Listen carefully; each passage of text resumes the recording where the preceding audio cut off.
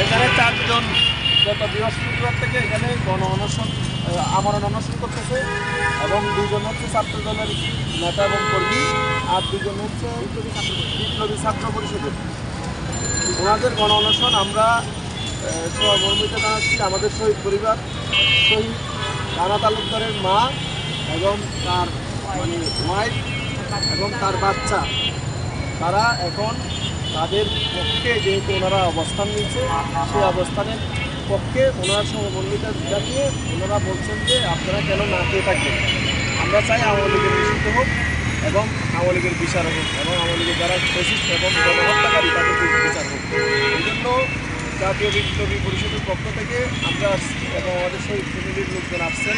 আমরা সবাই চাচ্ছি এখানে একটা গণ অবস্থান কার্যক্রম থাকবে। বিপ্লবী ছাত্র পরিষদ এবং ছাত্রদলের বাইরা থাকবেন, জনগণের সকলের একটা সকল ভাষার মানুষ এখানে অবস্থান নিতে পারবে। এখানে আমরা একটা নির্দলীয় ব্যানারে এখানে গণ অবস্থান কার্যক্রম চলমান থাকবে। এই মুহূর্তে আমরা আমাদের বাইরের যারা গত বৃহস্পতিবার থেকে এখানে কঠিন পরিশ্রমের মাধ্যমে এবং না খেয়ে এখানে যে তাদের কষ্ট এবং যদি আমরা সমবেদনা জ্ঞাপন করে আমরা আজকে এই আমরণ অনশন কর্মসূচি ওনাদেরকে আমরা আহ্বান করছি, ওনারা অ্যাকসেপ্ট করছেন। আমরা এখন আমরণ অনশন কর্মসূচি করতে পারছি এবং এখানে গণ অবস্থানের একটা কার্যক্রম থাকবে।